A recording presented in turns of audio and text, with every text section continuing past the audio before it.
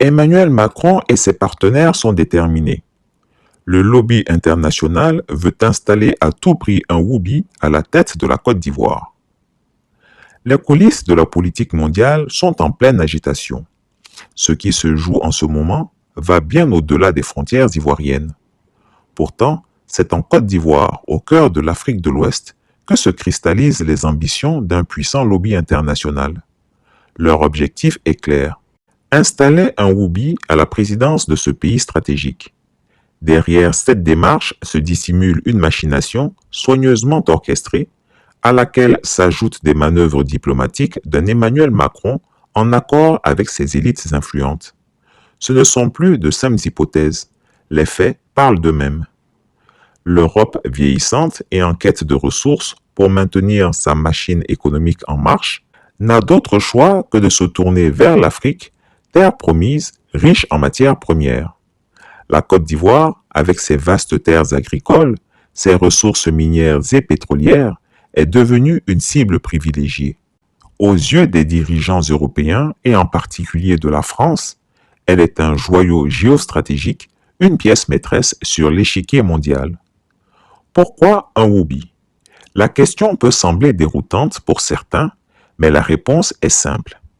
Les Woubi, forts de leur influence dans certains cercles européens, sont perçus comme les instruments parfaits pour mener à bien les plans de ceux qui tirent les ficelles en coulisses afin d'accomplir leurs sombres desseins.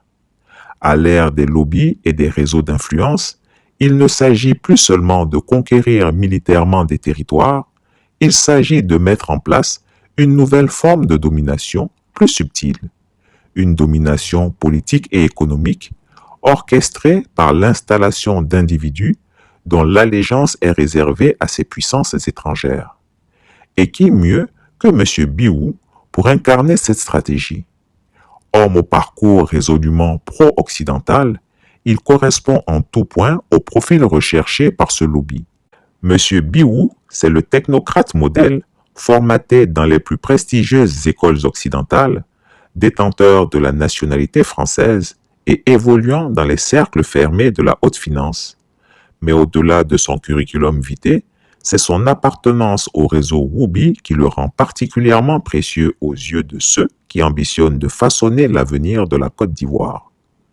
Autrefois, pour atteindre les hautes sphères de la finance internationale ou de la fonction publique, il fallait appartenir à des loges maçonniques, en particulier au Grand Orient de France, omniprésent dans les cabinets ministériels et les missions diplomatiques internationales prestigieuses depuis l'ère mitterrandienne.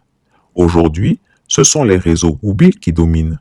Ils sont à la tête des grandes entreprises du CAC 40, des conseils d'administration des groupes de luxe, des agences de communication et d'influence. Le lobby Woubi, loin de se cacher, affiche désormais ouvertement son influence avec des réseaux interécoles qui se développent au sein des institutions académiques européennes les plus prestigieuses et désormais s'installe peu à peu à la tête des États. Ce réseau, comparable à une véritable secte, a constitué une élite issue des grandes écoles comme l'ESCP, l'ESSEC, l'École polytechnique, HEC, ENS-ULM, etc. Aujourd'hui, il dame le pion aux francs-maçons en termes de pouvoir politique et économique. Un célèbre magazine français a d'ailleurs récemment titré « On connaît les loges maçonniques, les clubs business, les associations de femmes, etc. » Aujourd'hui, c'est l'influence des réseaux homosexuels qui progresse le plus. Après les Bretons, les X-Min et les francs-maçons, les gays. Ce lobby ne se contente plus des coulisses, il occupe désormais des positions de pouvoir, tant en France qu'à l'étranger. En France, l'ancienne majorité gouvernementale avait d'ailleurs nommé Gabriel Attal, Premier ministre, un Woubi assumé. En réaction, l'opposition avait proposé une autre Woubi, Lucie Castet, pour récupérer le tabouret vacant. Mais elle fut retoquée par Macron, qui lui préféra un franc-maçon descendant de franc-maçon, un homme d'État de longue expérience. En Côte d'Ivoire, M. Biou coche toutes les cases du cheval de Troie recherché par les puissances occidentales. Franc-maçon, issu des grandes écoles et membre influent de la communauté Woubi. Il est l'homme lige, parfait pour ses intérêts étrangers, avide de faire main basse sur les richesses de notre pays. Les liens de M. Biou avec la haute finance, notamment dans les secteurs des assurances et de la banque, en font un acteur clé pour faciliter l'exploitation des ressources ivoiriennes par les multinationales. Mais la stratégie ne s'arrête pas là. M. Biou est aussi un proche d'Emmanuel Macron et leur relation ne se limite pas à un simple deal politique. Il est plus profond. Outre sa mission principale de maintenir l'influence française en Afrique, Emmanuel Macron voit en lui un allié précieux pour défendre les intérêts du lobby Woubi. L'agenda caché de ce duo, c'est l'installation en Afrique francophone d'un pôle Woubi dominant qui prendra la Côte d'Ivoire comme base arrière pour tenter de gagner en influence dans d'autres pays africains où ce mouvement est encore timide ou est mal vu. Ce qui se joue en Côte d'Ivoire dépasse donc de loin un simple choix démocratique. Il s'agit d'une lutte silencieuse entre ceux qui souhaitent préserver la souveraineté du pays et ceux qui, sous couvert de modernité, cherchent à en prendre le contrôle. Ceux qui souhaitent garder à notre pays ses valeurs morales et traditions, ceux qui souhaitent garder à notre pays ses valeurs morales et ses traditions, et les internationalistes apatrides qui ne voient notre pays comme une terre d'opportunités économiques et un terrain de jeu pour leurs pendants woubistiques. Et M. Biou, avec son sourire de façade, est le pion parfait pour mener à bien cette double opération. Les Ivoiriens doivent rester vigilants. Ce qui se prépare va bien au-delà d'une simple élection. Le danger est réel et imminent et il est urgent d'y faire face. Ce lobby international, avec Emmanuel Macron à sa tête, est prêt à tout pour réussir. M. Biou, qui promène sa longue silhouette difforme dans nos rues, n'est que le visage d'un vaste projet de domination.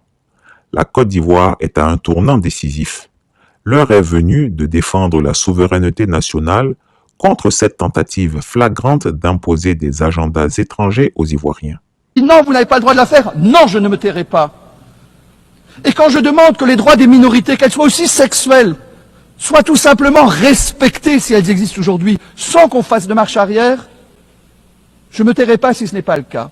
Et j'ai eu, Monsieur le Président, cette semaine une réunion avec un chef d'État africain, avec lequel je voulais travailler. Et je lui ai parlé de ces trois conditions, de cette volonté de vouloir respecter. Et ce chef d'État m'a répondu, concernant les minorités sexuelles, que si sa population trouvait que l'homosexualité était un crime, il allait le criminaliser. Monsieur le Président, être chef d'État, ce n'est pas faire toujours ce que la majorité veut, mais c'est aussi défendre les minorités dans un pays. On ne peut pas toujours suivre ce que veulent certains contre d'autres. Dans un pays, la diversité en fait la richesse. Et de me dire que lui-même, demain, s'il doit criminaliser ou retirer les droits qui existent aujourd'hui et donc aller plus loin, ne me permet pas d'avoir un dialogue serein et de me dire que ce pays va dans une direction. Et je le regrette. Je le regrette. Et je n'imposerai à personne de changer sa loi sur l'avortement, d'ouvrir des synagogues, des mosquées ou des églises à chaque coin de rue, de faire le mariage pour tous, de donner des droits aujourd'hui qui n'existent pas.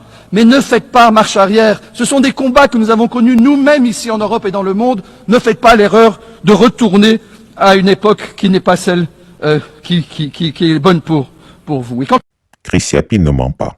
Retrouvez Chris Yapi sur ses deux chaînes YouTube, sa chaîne Dailymotion, Instagram et VK.